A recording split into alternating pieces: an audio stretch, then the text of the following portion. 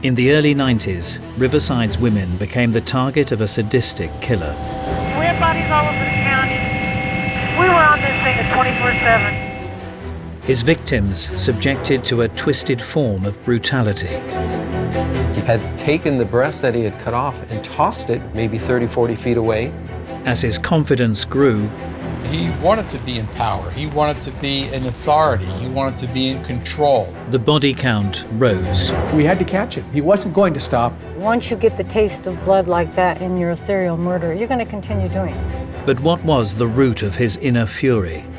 He would turn around and look at me and it's like, oh God, now I'm going to get it.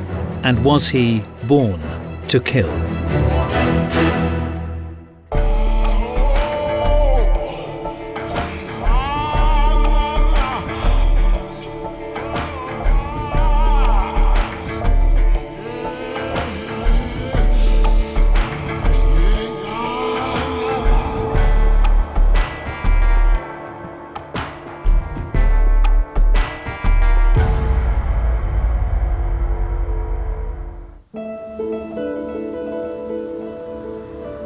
Riverside City in Southern California, a community originally built on the rich pickings of a booming citrus industry. By the 1990s, the farming fortunes had faded away, but a shift to light industry had revitalized the local economy, ensuring the sun-drenched community was still firmly on the map. Riverside was very much considered a suburb of the Los Angeles area. We were about 50 miles east of Los Angeles in Orange County, and it was a very quiet community. People loved it. It was very social, very friendly. It reminded me a lot of southern communities. Although crime figures were generally low, one area did not live up to the city's clean-cut reputation. This was quite the boulevard in the day where everybody hung out.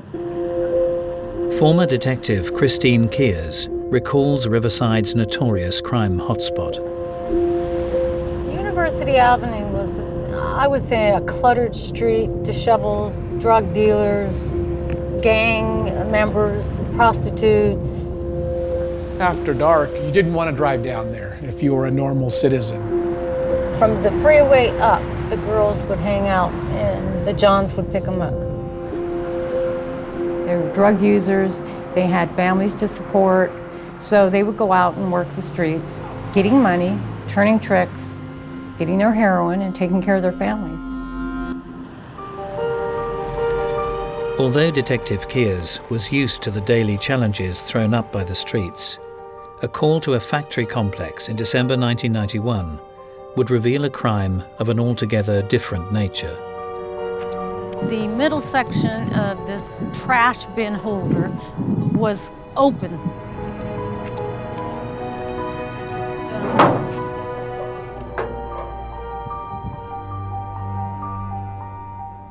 And the body was right here. 27-year-old local prostitute Susan Sternfield had been brutally strangled. But the killer's twisted actions had not ended there. He had elaborately positioned the victim's body after she had died. She was what we call posed. She wasn't just laid out, she wasn't just dumped there. Her feet, her hands, her legs were positioned by the perpetrator. The body was posed for us, legs open, basically saying, here's your trash, it's right here. Brings back those horrible memories. But the bizarre nature of the crime had been witnessed before in Riverside.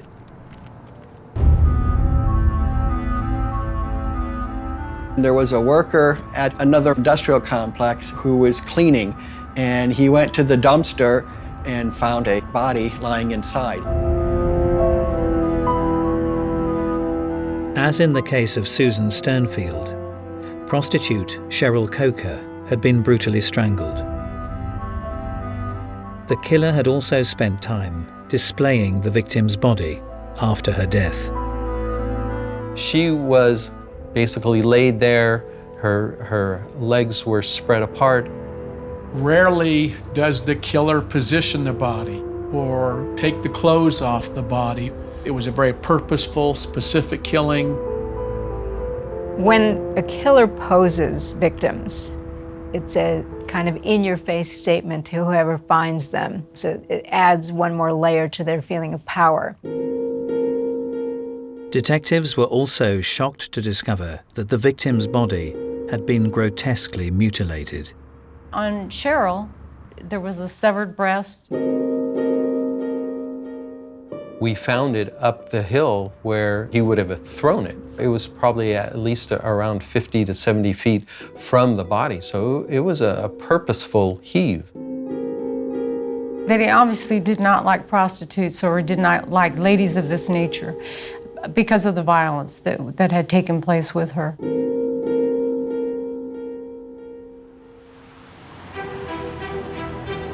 As Detective Keers compared the cases of the two murdered women, she quickly began to fear the worst. I went back and spoke with my superiors and told them that we've got a pattern going here. So where this is going to take us, we'll find out. We were beginning to sense that we had a serial killer in our midst. The Riverside community would remain unaware of the danger lurking amongst them. One such resident was easygoing local Bill Suff.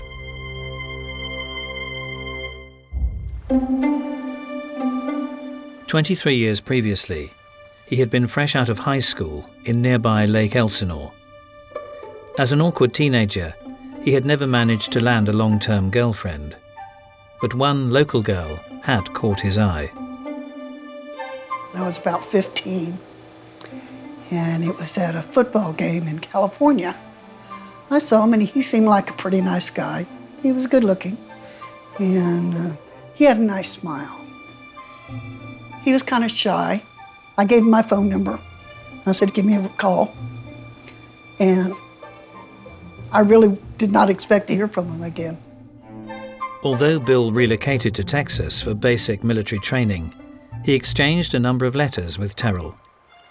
However, some weeks later, a phone call from the new recruit would be met by some shocking news. I did tell him that I wasn't going to be able to see him anymore because I had, been raped and I got pregnant.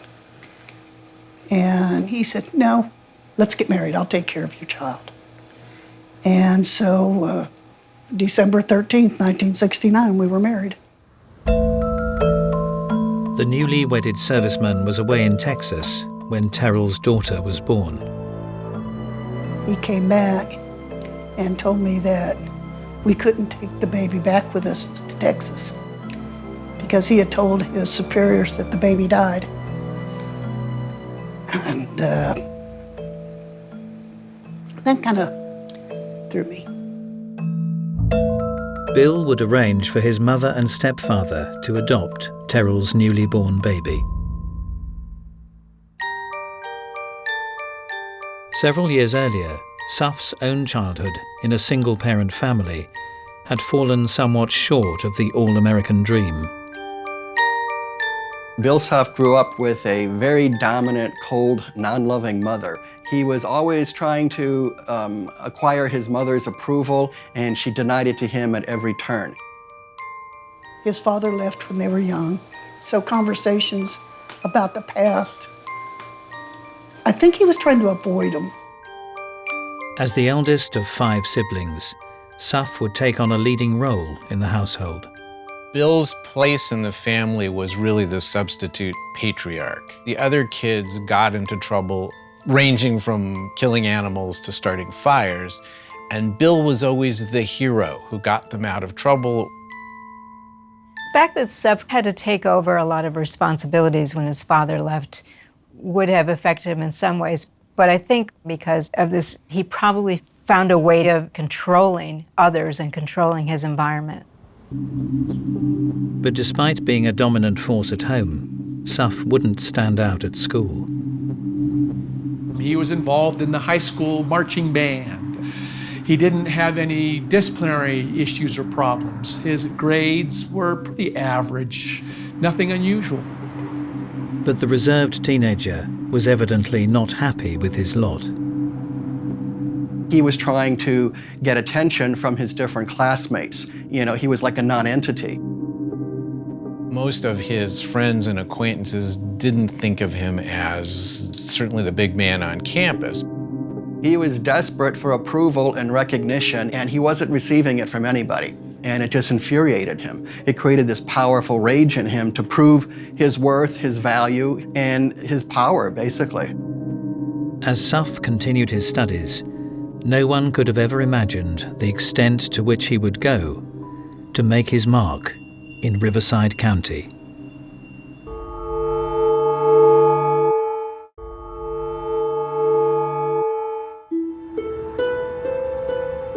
In December 1990, police suspected a link between the brutal murders of 2 Riverside prostitutes. Both victims had been strangled and elaborately displayed in a ritualistic manner. As police searched for leads, they were desperate to catch the perpetrator, who was striking directly at the vulnerable women within the community. The women that would work University Avenue were actually pretty well known. Many of them grew up in the Riverside area. That's where they went to school. Their families were there as well. Having worked in the Vice Squad, Detective Keers knew the girls well and was determined to restore safety on the streets. I think they felt like I understood, so they would share things with me. I would make sure I would go out and meet the girls, and I would give them advice and tell them, you know, be very careful. I'm not here to arrest you. I'm just letting you know that we have a crazy man out here that's killing prostitutes. Many were left with little choice but to continue working the streets. 10 months earlier, one such woman in nearby Lake Elsinore had been 35-year-old Carol Lynn Miller. My mom was this tiny little pretty thing, but she was like a force of nature. She was this sweet, loving mom, and she liked to write poems and draw and go to church. I have photographs that we would take during that time, and I can see it in my face. I can see it in my eyes and my smile, just how happy I was to be with my mother. However, Carol Lynn's life was becoming increasingly troubled. Although he frequently visited her, Shannon would predominantly be brought up by his grandparents. She also had this dark side that was kind of shrouded by drugs, so I got to see both sides of her. She was a prostitute, and I had to come to terms with that. But through all those times, she was always my mom, and as I got older, I started to understand more her struggles. But in February 1990, tragedy struck. My grandma threw her arms around me and said, "I'm sorry, I'm sorry. Your mom passed away."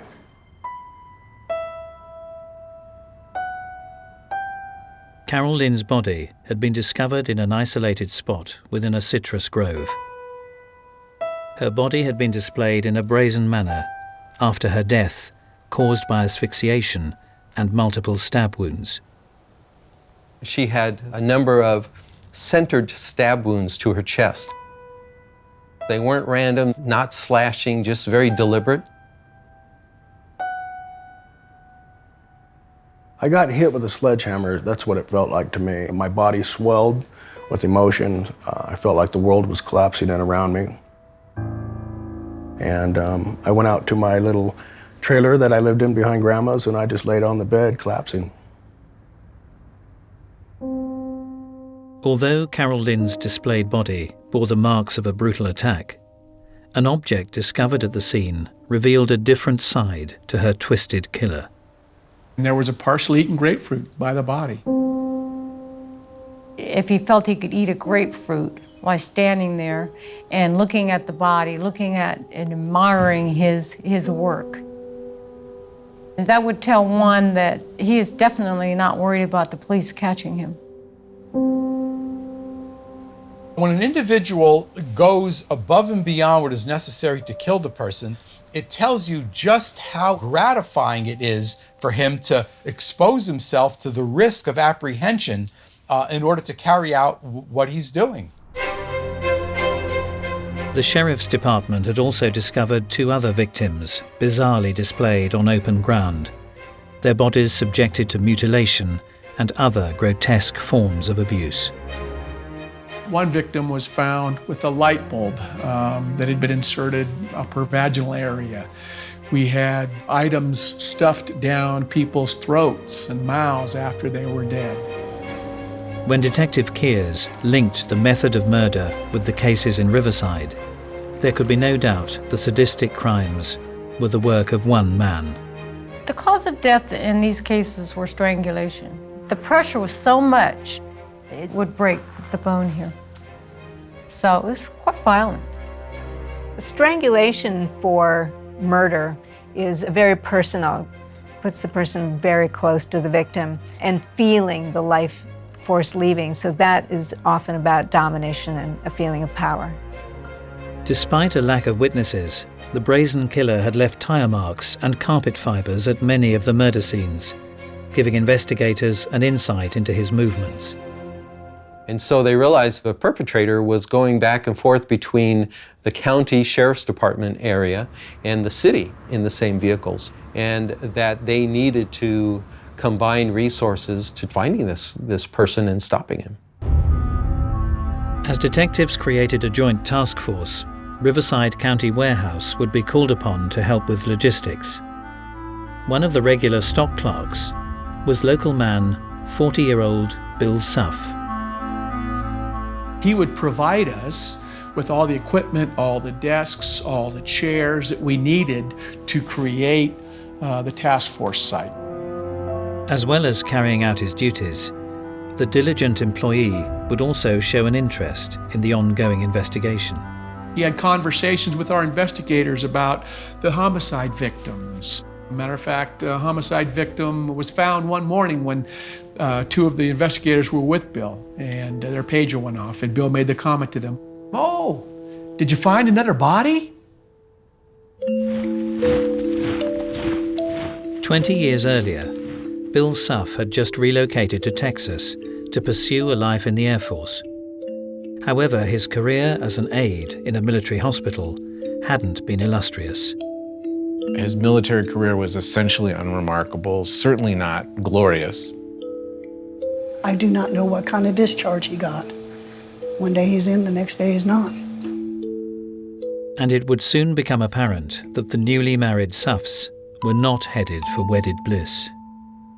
Bill's relationship with Terrell was one of manipulation, control.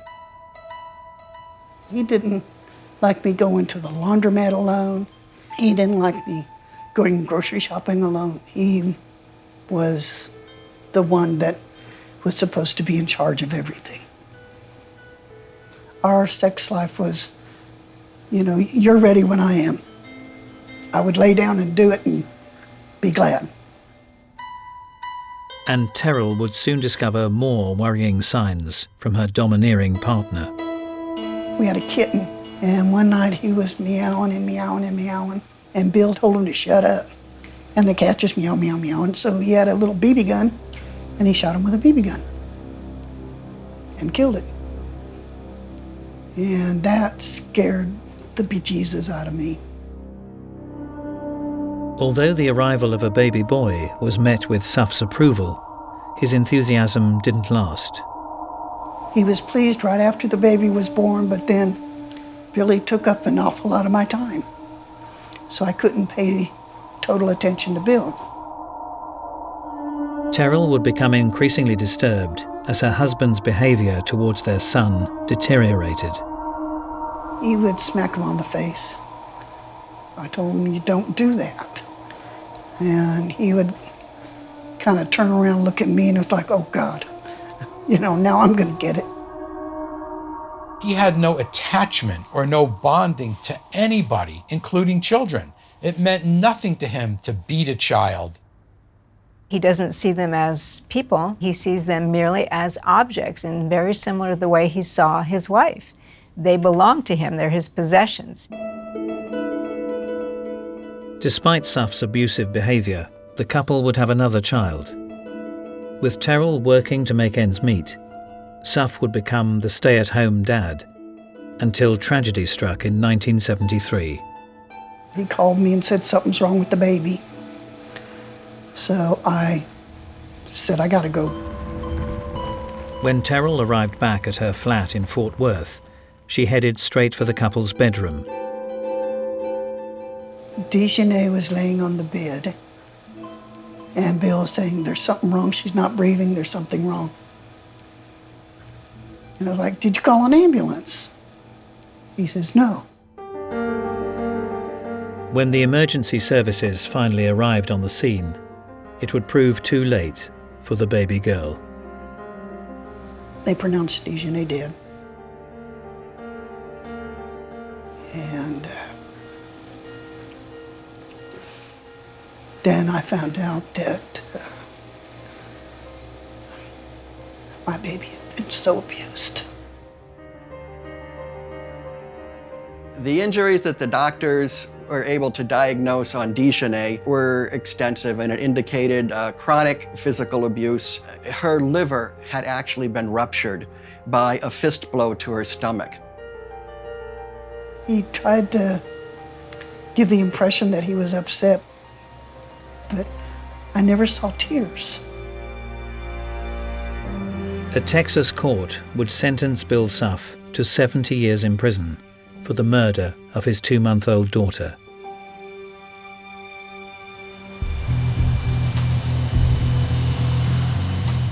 "17 years later, in 1991, the posed body of a 6th prostitute, Kathleen Puckett, had been discovered near Lake Elsinore. Police would focus their search on the victim's regular workplace, Riverside City's notorious University Avenue. I did feel like this is definitely where he selected victims from, because this is where most of the victims came from. Well, I don't think the girls really felt like they were in danger, even though they were warned, spoke to them constantly about protecting themselves. Everybody thinks it can never happen to them, and it did happen. But despite the focus of their investigation, a break in the case would eventually come from out of county. A tip-off in Wisconsin established a prime suspect for the twisted murders that had plagued Riverside for over a year. We thought that the suspect might be a truck driver because they fit a lot of the profile type of information. Going out there, we felt this is our guy.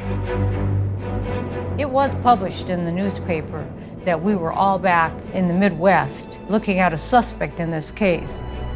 But as investigators headed out of state, Detective Keers would be forced to return to the back alleys of Riverside City as yet another murder was unveiled. The body was located over here in the dirt outside the back door here. And there was no mistaking whose work it was.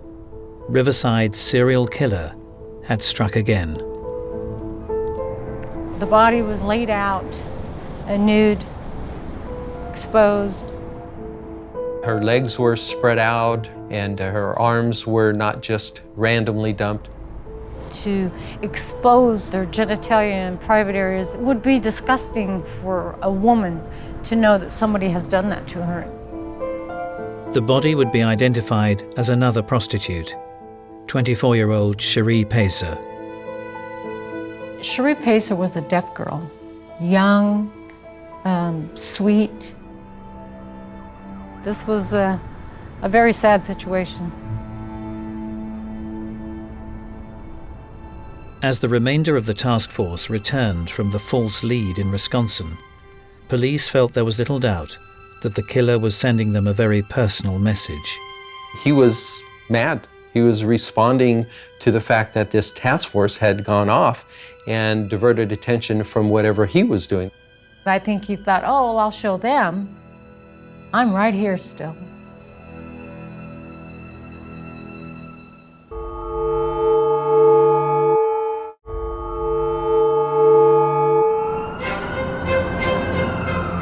In 1991, Riverside Police and the Sheriff's Department had formed a task force to hunt a prolific ritualistic killer preying on local prostitutes throughout the county.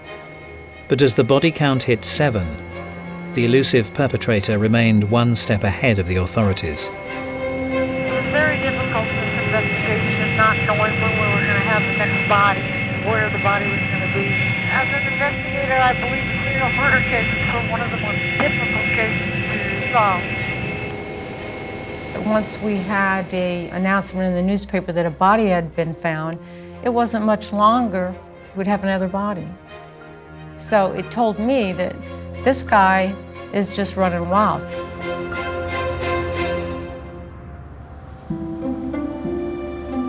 "7 years earlier, in 1984, local man Bill Suff had been paroled in Texas, having served just 10 years for the murder of his baby daughter.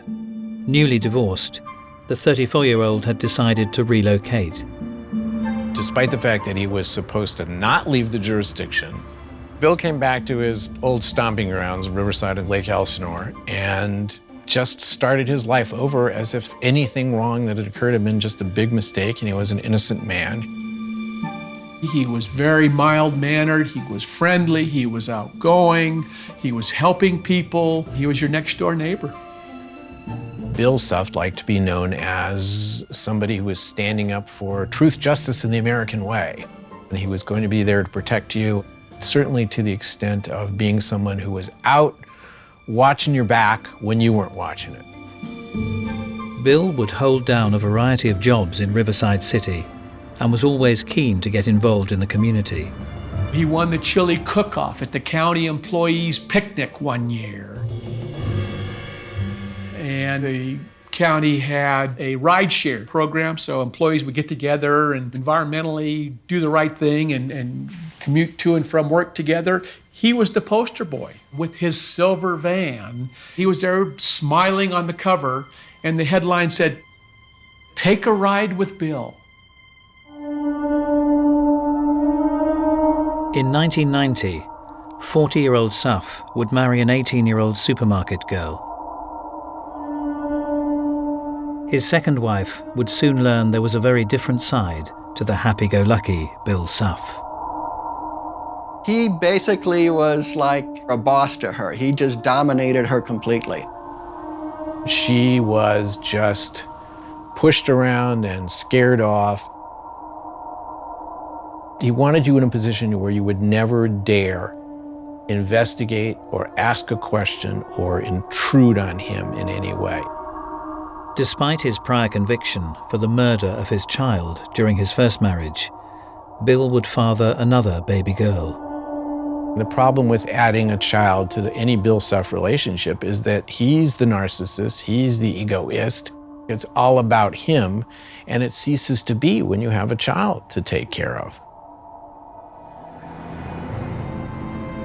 Increasingly absent from home, Suff would focus his attentions on an issue that he insisted was plaguing the area.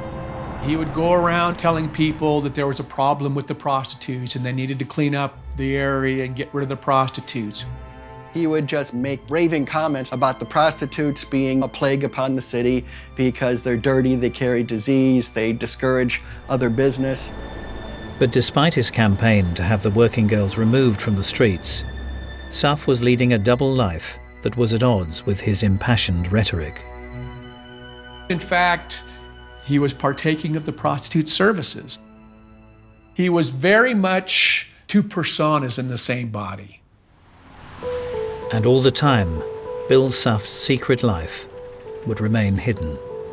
It's not like he came home with a load of excuses as to why he was gone for hours and hours. He would just simply come home at whatever weird hour it was and go, "Hey, honey, I'm home." I don't think he wanted to tell anybody about anything of what he was doing or what he was thinking. He had no attachment to adults, to women, to children, to animals, to anything.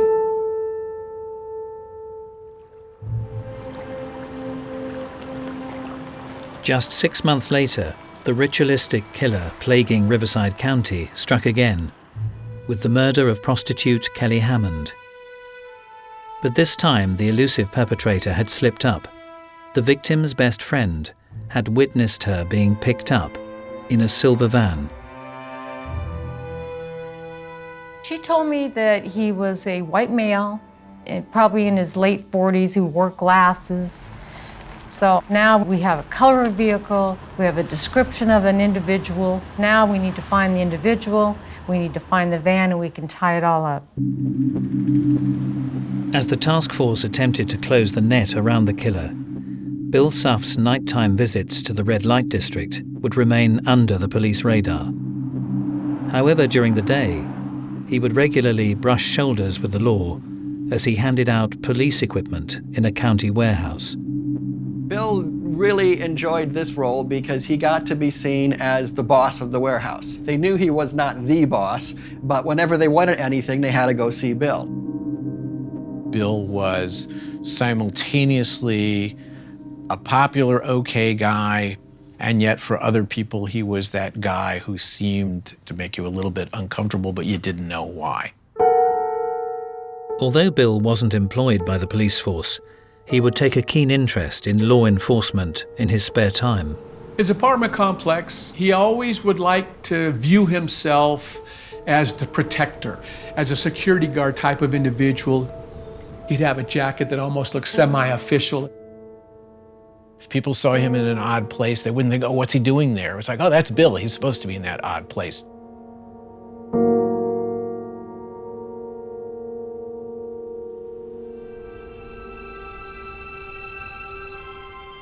As Suff continued to patrol his neighborhood, Riverside police were desperately chasing up leads following a detailed description of the suspected serial killer. However, Detective Keers was about to experience another unexpected turn to the horrific case.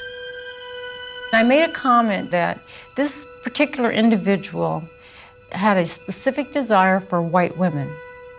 The chief at that point made a statement indicating that our suspect didn't like African-American females, he liked white girls. And it was after that that we found the body of McDonald. Catherine McDonald had been a black prostitute, last seen working Riverside's University Avenue. The publication in the paper, I think, drove our suspect to say, I can get an African American, I don't need to just get whites, I'll show you. Part of that is disdain. They think they're superior to the investigators, but also it's a feeling of, I'm the one in charge, I'm the dominant person here, I'll make decisions about what I do or don't do. Worryingly, the killer's change of MO appeared to be partnered by an increased level of violence. Her breast was removed, which was one of his traits, but she also had additional stab marks. The wounds on her were so severe and so violent that she was almost decapitated. And the killer's heinous crimes were becoming more frequent. Because of the manner in which these homicides were occurring now at an exponential rate, we became more concerned. Once you get the taste of blood like that and you're a serial murderer, you're going to continue doing it.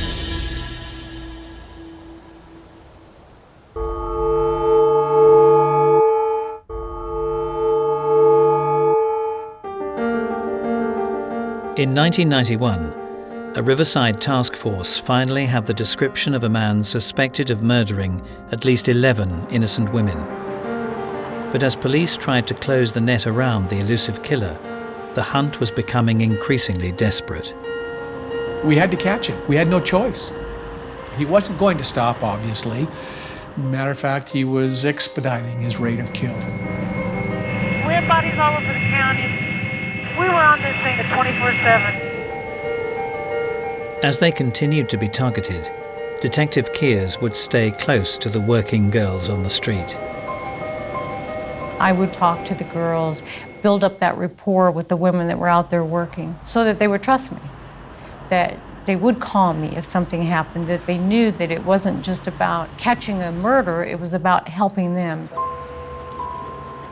The detective had built up a particularly close relationship with 39-year-old Eleanor Cazares. Eleanor Cazares and I got along very well.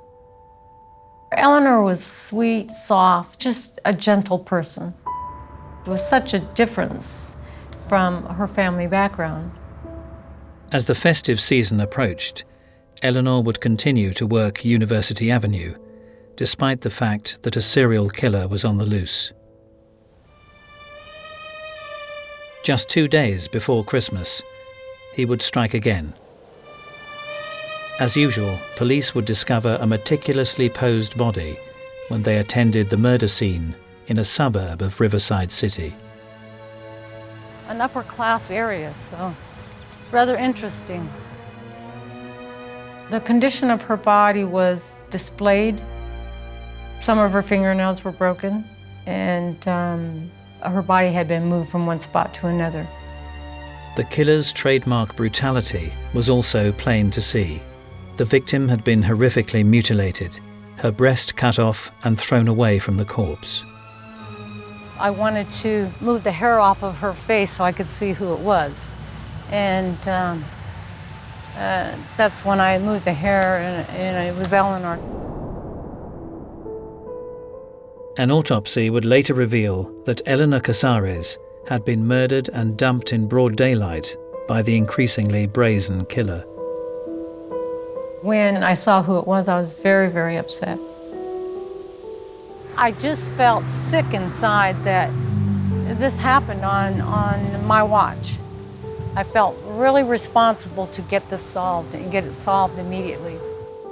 And Eleanor's death might just provide the key to unlock the sordid case. There was a lot of evidence here. I was able to determine that the perpetrator had actually backed up into the place where he stopped. I was able to tell the investigators exactly what tires that we were looking for. Unusually, none of the tires on the killer's vehicle were of the same make. How many people drive around with 4 different types of tires on their vehicle? That's very unique and unusual to begin with. Police now had detailed information on the van and an eyewitness description of their prime suspect. The task force was placed on high alert to catch the prolific killer before he struck again. The plan was that if anybody stopped a vehicle and the individual driving it matched the description, they were to call me. It would not be long before a traffic officer pulled over a silver van for an unauthorized U-turn in the red light district of University Avenue. He looked inside the van and saw a green blanket which matched a lot of the fibers. He saw rope in the van as well. When she got the call, Detective Keers had just one question for the patrolman. Look down and tell me what the driver's side front tire brand was. And when I asked them to go to the passenger side and give me the brand of that tire, that's when I said, okay, I'm en route. Christine arrived at the scene and was finally confronted with the man she had been hunting for over a year. 41-year-old Bill Suff. I looked at him and I was rather shocked that he was so plain looking. Very calm, spoke very softly. Didn't look like somebody that could commit the atrocious acts. At that point in time, he was arrested and brought to the station. My family was contacted by a detective, and they said, we got him. And there was a huge ripple of relief that went through my family. And for every family that was involved in that case. But despite his arrest, Suff remained unperturbed until Detective Keers steered the questioning to the recent murder of Eleanor Casares. I leaned forward to him and I said to him, you were in the orange groves. His attitude then did a complete change, a 180. He said that when he was out picking oranges, that he ran across this body and there was a knife in her and he pulled the knife out. And then he made a spontaneous statement of, and I didn't cut her breast off. I never even asked him about that. Despite Suff's claims of innocence, a search of his van and home would unearth damning evidence. We found what we characterized as trophies or souvenirs, personal items belonging to the victims. Matter of fact, some of the victims had jewelry that he had taken off the victims' bodies and given to his girlfriend. 3 years later, in 1995, Paul Zellerbach would lead the case against Bill Suff. Well, I had charged him with committing 13 murders of the prostitutes. We believe he probably murdered 20 to 25 victims. The victims' families would play a significant role in the ongoing trial. And the mothers and the sisters and the children got to testify during the penalty phase. I took pride in demonstrating to the jury that these weren't just prostitutes. Despite an overwhelming case against him, Suff would continue to plead his innocence. Prosecutor Zellerbach and the news media have all painted a grotesque picture of me as a cold-blooded, heartless monster. They couldn't have been more wrong about me. I am a caring, loving, and helpful person. Ask anyone who was close to me. In August 1995, Bill Suff was found guilty of 12 murders.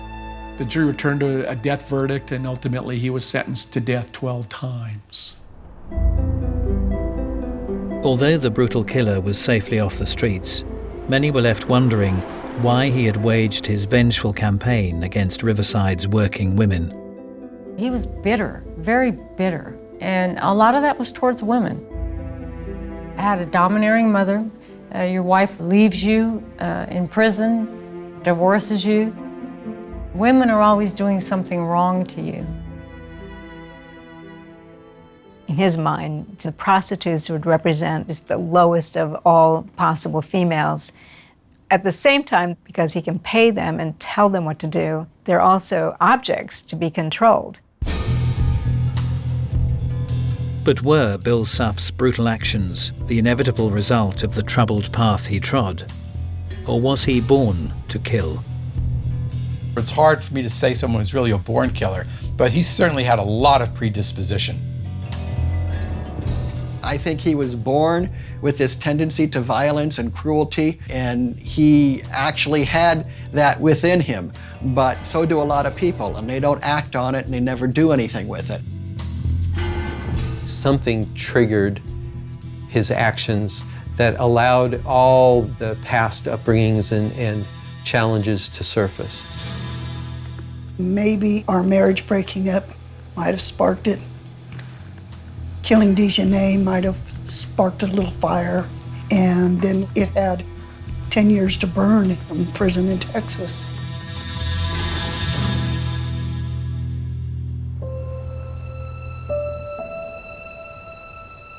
For many, the memory of Suff's murderous campaign has finally faded.